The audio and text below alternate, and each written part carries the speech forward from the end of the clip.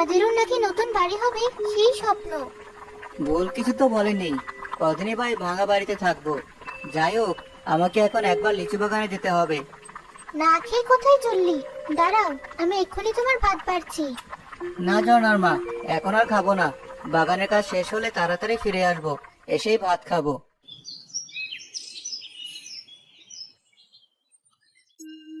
আরে রাশেদ ভাই, কোথায় চললেন এত সকাল সকাল? কোথায় আর যাবো ভাই, এই তো বাগানের দিকে যাচ্ছিলাম। তাই নাকি? বেশ বেশ, তাহলে চলুন, আমিও আপনার সাথেই যাই। শুনেছি এবছর নাকি আপনার লিচুর ফলন খুব ভালো হয়েছে। সবই আল্লাহর বরকত ভাই, আমরা তো শুধু উছিলা মাত্র। আমরা তো দেখেছি, আপনি তো কম পরিশ্রম করেননি। কি যে বলেন না ভাই, চলুন আমার সাথে, এক পাক ঘুরে আসবেন আমার বাগান থেকে।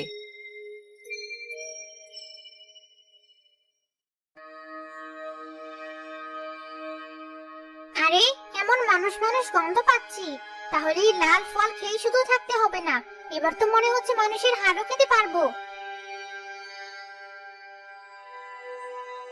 এ কি সর্বনাশ হয়েছে! এক রাতের মাঝে গাছের এত লিচু কমে গেল কি করে? কি বলছেন রাশেদ ভাই? তাহলে কি কোনো চোরের খপ্পরে পড়লেন? আমি তো কিছুই বুঝতে পারছি না ভাই। এমন হলে আমি তো একদম পথে বসে যাব।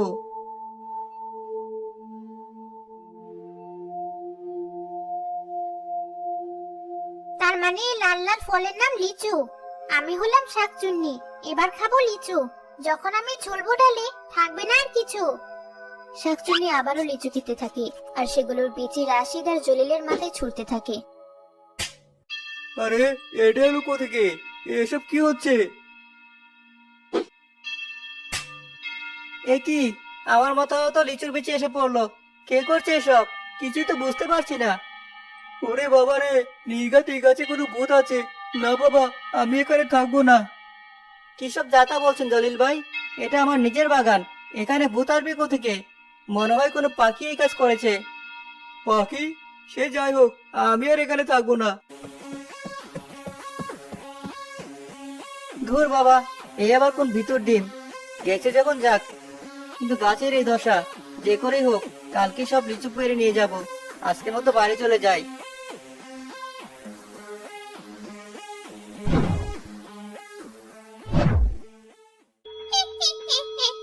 কোথায় যাবি? আমার রক্তের লোভ দেখিয়ে পালিয়ে যাবি?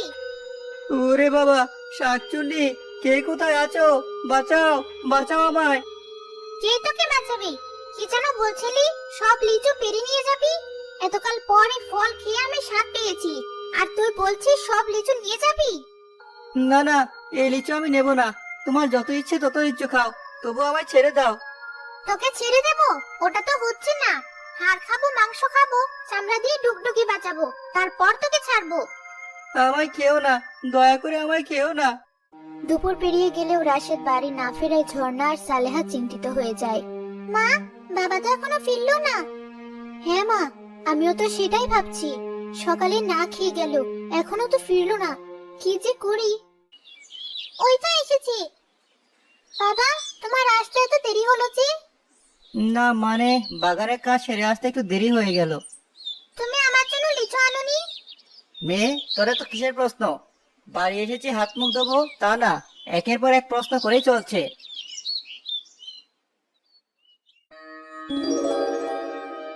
বেশ ভালো করেছি, ওই মানুষের বাচ্চাটাকে লিচু গাছে আটকে রেখে ওর রূপ ধরেই বাড়িতে এসেছি। এবার কদিন আয়েশ করে মাছ ভাত খাবো। শাকচুনি বলে কি আমার সকাল লাগ নেই? দয়া করে আমাকে ছেড়ে দাও শাকচুন্নি। তুমি বরং আমার সাথে আমার বাড়িতে চলো।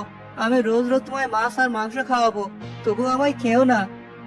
মাছ আর মাংস? বলিস কি? হ্যাঁ, আমি সত্যি কথা বলছি। তোদের মতো মানুষের বাচ্চার কোনো ভরসা নেই, কথায় কথায় রং বদলাস। না না, সত্যি বলছি, দয়া করে আমায় ছেড়ে দাও।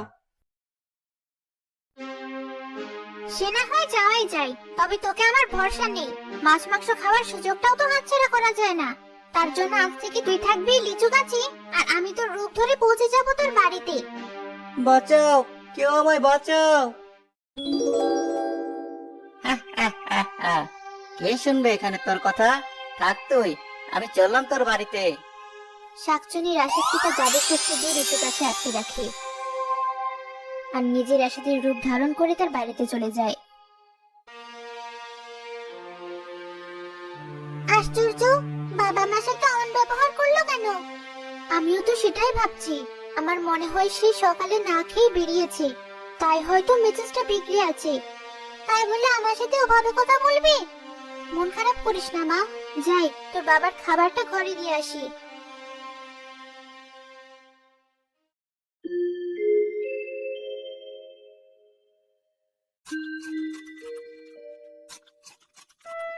এ কি, তুমি শুধু শুধু মাছ খাচ্ছ কেন?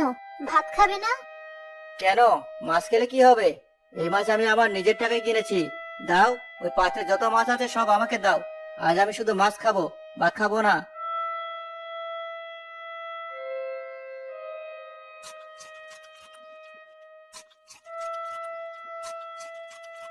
তুমি পাগল হলে নাকি?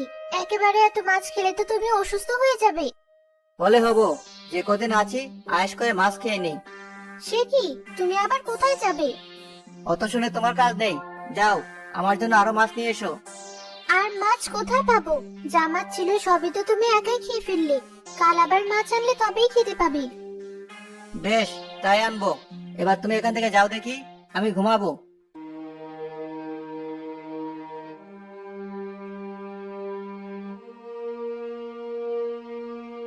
এ কি মা, মুখটা অমন করে আছো কেন? কি হয়েছে তোমার? আর কি হবে, তোর বাবা আজ বাগান থেকে ফিরে কেমন অদ্ভুত আচরণ করছে। আমি তো কিছুই বুঝতে পারছি না। আবার কি করলো? এই দেখ, এই পুরো এক গামলা মাছ সাবার করে ফেলেছে, অথচ একটাও ভাত খায়নি। বলো কি, বাবা তো মাছ তেমন পছন্দও করে না, সবসময় আমার পাতে তুলে দেয়। হ্যাঁ মা, তাই তো বলছি, কি যে হলো লোকটার, আমি তো কিছুই বুঝতে পারছি না। অত চিন্তা করো না, খিদে পেটে মানুষের সবই ভালো লাগে। কি জানি মা, হবে হয়তো। যাই, আমি বরং বাসনগুলো মেজে আনি।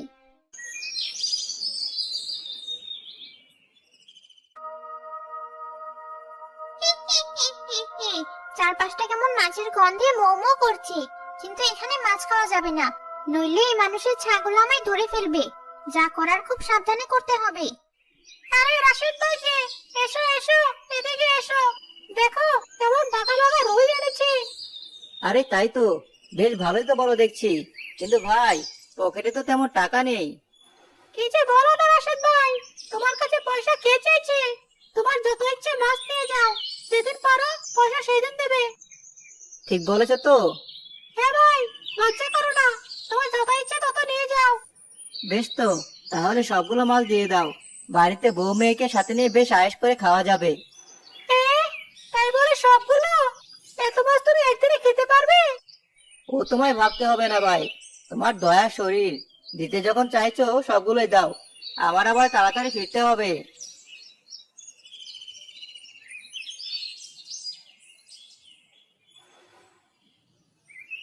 এই বাবা, সত্যি সত্যি এতগুলো মাছ দিয়ে গেল। কি খাদক রে বাবা, কিন্তু আমার ব্যবসায় তো লাল বাতি জ্বলে গেল। এমন ভালো না হলেও পারতাম।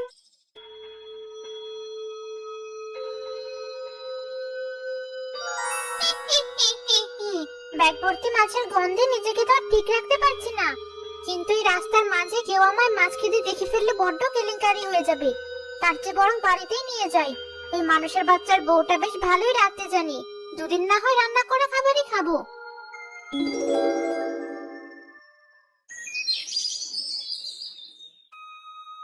এতগুলো মাছ যে এনেছো, কে খাবে এত মাছ?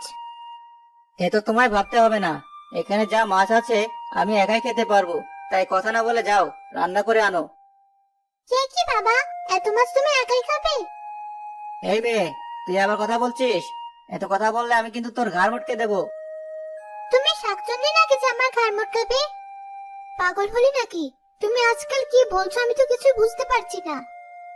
ইয়ে মানে, আমার খুব খিদে পেয়েছে তো, তাই এমন করছি। আমি ঘরে গেলাম, তাড়াতাড়ি মাছগুলো রান্না করে আমার ঘরে দিয়ে এসো। দেখলে তো মা, বাবা আজও কেমন অদ্ভুত আচরণ করলো। কি যে হচ্ছে কিছুই তো বুঝতে পারছি না। আচ্ছা মা, বাবাকে কোনো ভূতে ধরেনি তো? কিসব জায়গা বলছিস? বাবা যেখানে মাছ খেতে চাইতো না, সেখানে এত এত মাছ কি করে খাচ্ছি? এটা তুই ঠিকই বলেছিস। এ কি, এখনো এখানে দাঁড়িয়ে আছো? যাও, মাছ রান্না করতে যাও। এই তো যাচ্ছি। কিরে, তুই দাঁড়িয়ে থাকলি কেন? যা, ঘরে যা, নইলে কিন্তু। না বাবা, এই তো আমিও করে যাচ্ছি। আগে মাছগুলো সাবার করি, তারপরে দুটোকে খাবো। ওদিকে এক কবিরাজ হাঁটতে হাঁটতে লিচু বাগানের সামনে যায়। ওই শয়তান শাকচুন্নিকে তো কোথাও খুঁজে পাচ্ছি না। ওকে যদি না ধরতে পারি তাহলে তো মানুষের খুব সমস্যা করে ফেলবে। যে করেই হোক ওই শয়তান শাকচুন্নিকে আমায় খুঁজে বের করতেই হবে। কে কোথায় আছো? বাঁচাও, বাঁচাও আমায়। ওই শাকচুনি আমায় এই গাছে বেঁধে রেখেছে। না জানি ও আমার সংসারে গিয়ে আমার বউ বাচ্চার কোনো সর্বনাশ করলো কিনা। কেউ কি নেই আমাকে বাঁচানোর জন্য? আরে, এ তো মনে হচ্ছে কোনো মানুষের কান্না, কিন্তু কই, আশেপাশে তো কোনো মানুষকে দেখতে পাচ্ছি না। ওই তো, ওই বাগানের ভেতর থেকে তো আওয়াজটা আসছে মনে হয়।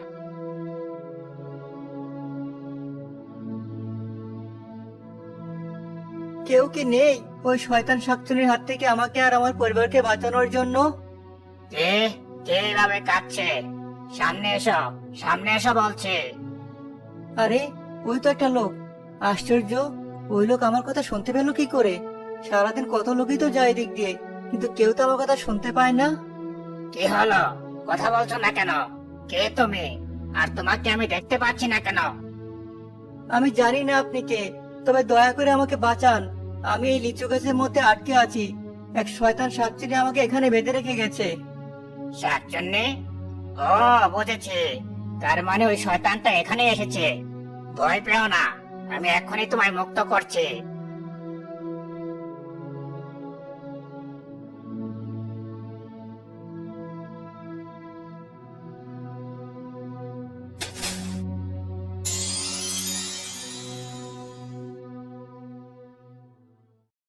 এই তো, এই তো আমি বেরোতে পেরেছি।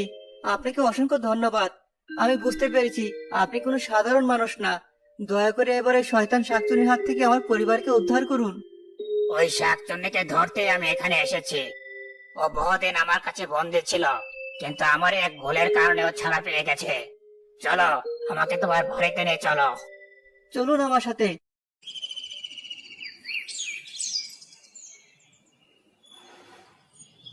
ঝর্ণা, মা ঝর্ণা, কোথায় গেলি? এই কি, তোমাকে না আমি মাত্র ঘরে থেকে আসলাম, তুমি আবার এখানে এলে কি করে? মা, তাড়াতাড়ি একবার বাইরে এসো। ডাকছিস কেন? এ কি, তুমি আবার বাইরে এলে কখন? আমি নাই মাত্র তোমার ঘরে মাছ দিয়ে এলাম। নানা ঝর্ণার মা, ওটা আমি না, ওটা হলো। তোমাকে বলতে হবে না, সবাই চলো আমার সাথে, তাহলে তোমরা নিজের চোখে ওর স্বরূপ দেখতে পাবে।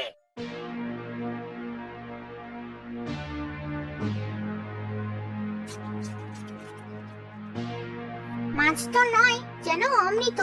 মানুষের বাচ্চার রূপ নিয়ে এসে বেশ ভালোই হয়েছে। তবে এখন শুধু মাছ খেয়ে আয়েশ হচ্ছে না, এবার ওই মা মেয়েকে খাবো। শাকচুন্নি, দেখলে তো মা, আমি ঠিকই ভেবেছিলাম। এবার কি হবে? ভয় পেও না, ও আর তোমাদের কোনো ক্ষতি করতে পারবে না। চলো আমার সাথে।